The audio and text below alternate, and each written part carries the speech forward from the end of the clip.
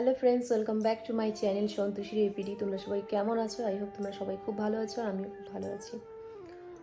তো কোথা থেকে ভিডিওটা স্টার্ট করব, কি করব কিছুই বুঝতে পারছি না। অনেক দিন পরে চলে আসলাম তোমাদের সামনে। তো বড়দের প্রণাম আর ছোটোদের অনেক অনেক ভালোবাসা জানিয়ে আজকে ভিডিওটা স্টার্ট করছি। জানি না কতদূর কী করতে পারবো না পারবো, তো তোমরা ভিডিওটা কন্টিনিউ দেখতে থাকো। আই হোপ তোমাদের খুব ভালো লাগবে। আর এখন প্রায় ঘড়িতে বাজে 3টা 17। তো এই যে ব্যাগপত্র তো দেখালাম সবার প্রথমেই।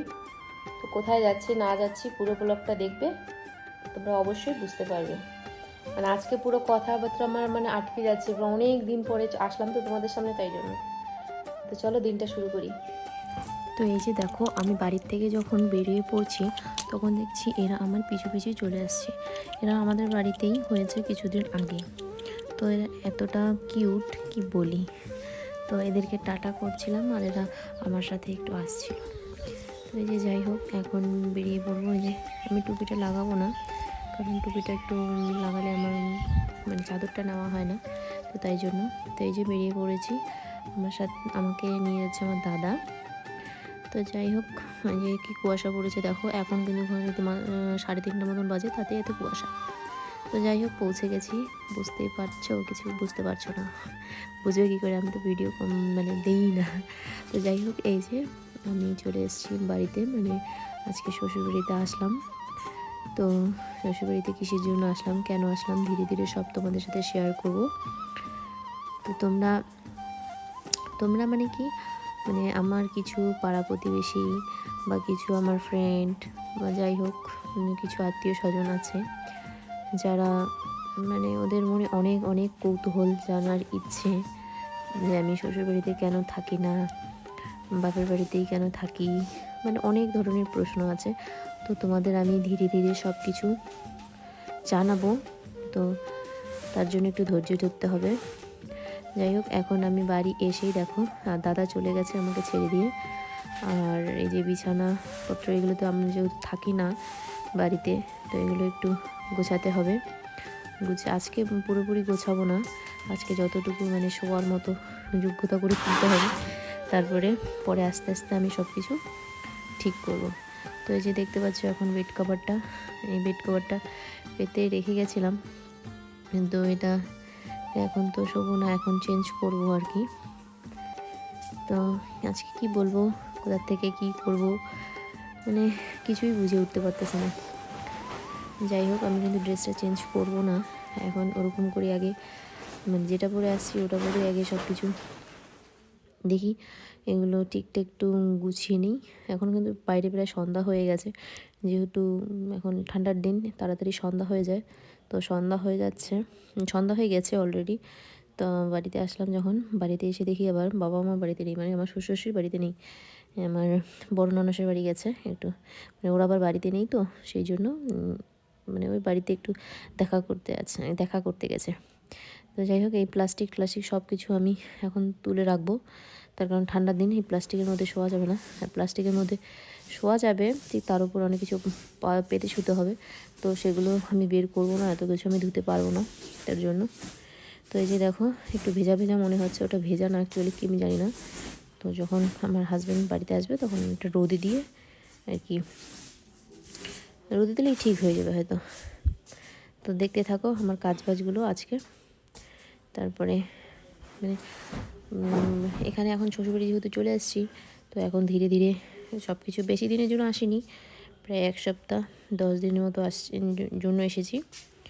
তো কিছু কথা তোমাদের শেয়ার করব, যারা আমার এত আগ্রহী, ওরা আমার ভিডিও দেখে কিন্তু আমাকে কমেন্ট করে না হয়তো। কিছু পাড়া প্রতিবেশীর লোকজন আছে, আমার কিছু ফ্রেন্ডও আছে, ইভেন কিছু আত্মীয় স্বজনও আছে, যাদের আমার কেন আমি বাপের বাড়িতে থাকি সেটা নিয়ে অনেক ওদের জানার ইচ্ছে আছে। তো সেগুলো ধীরে ধীরে একটা একটা করে ভিডিওতে আমি শেয়ার করব। এই যে দেখো, এখন দেখতে পাচ্ছ আমি গোদরেজটা খুলছি, গোদরেজটা খুলবো, তার কারণ এখান থেকে আমাকে বেড কভার বের করতে হবে, পিলো কভার বের করতে হবে। আর আজকে যে আমি পিলো কভার বা এগুলো বেডশিট বলো, এগুলো আমি লাগাবো, তো এগুলো একটা ম্যাচ লাগাবো না, তার কারণ 2-3 দিন একটু টাইম লাগবে একটু ঠিক করতে, কারণ সব কিছু এক জায়গা থেকে আরেক জায়গায় আসলে একটু গোছাগাছির সমস্যা হয়ে থাকে। আর আমি যেহেতু এখানে থাকি না, তো আমার সব জিনিস এখানে নেই, বেশি এখানে কিছু জিনিস, বাড়িতে কিছু জিনিস। তো চলো আমি আগে বিছানা টিছানাগুলো রেডি করে নিই। তারপরে আবার শুধু গোদরেজেই নয়, এখান থেকে আবার আমাকে ওখানে ট্রাঙের ভিতরে আছে ব্ল্যাঙ্কেট, সেটাও বের করতে হবে। আর ঘরের মধ্যে তো জিনিসপত্র সব ছড়িয়ে ছিটিয়ে রয়েছে, দেখতেই পাচ্ছ হয়তো, ভাবছো অগোছালো, কী করবো, থাকি না, তাই জন্য ওরকম মনে হচ্ছে। তা যাই হোক, ধীরে ধীরে সব ঠিক হয়ে যাবে আশা করছি, যদি শরীর ঠিক থাকে, মন ভালো থাকে। এই যে দেখো,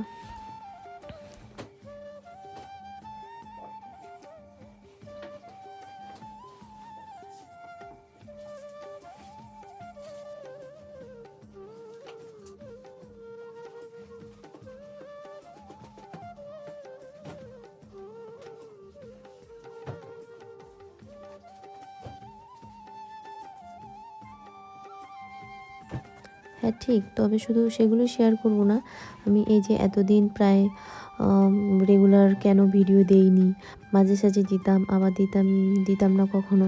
এখন তো প্রায় কন্টিনিউ 6-7 মাস হয়ে গেছে একদম কোনো ভিডিওই আমি আপলোড করিনি, সেগুলোও তোমাদের সাথে শেয়ার করব।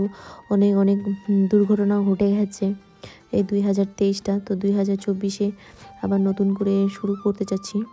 তো আশা করব মানে সব কিছু যেন ভালোভাবে শুরু হয়, পুরাতনকে ভুলে গিয়ে নতুন করে যেন আবার, মানে মানুষ তো পুরাতন ভুলে গিয়ে নতুন করে আবার সব কিছু গুছিয়ে নিতে, মানে মেনে নিয়ে চলতে শেখে, তাই না?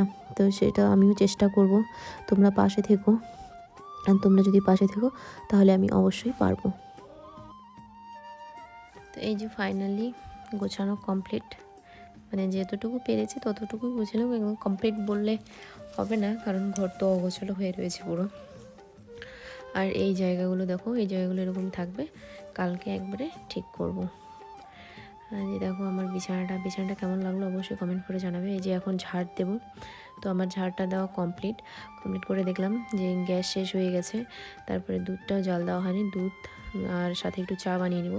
এই যে আমি নিয়ে এসেছি বিস্কিট, তো এখানে 5টা বিস্কিট রয়েছে, এখন আমরা 3জন খাবো, মানে ঠাকুমা, আমি আর বাবা মার জন্য রেখে দিয়েছি। তারপরে চাটা খাওয়ার পরে দেখো আমার শ্বশুর চলে এসেছে।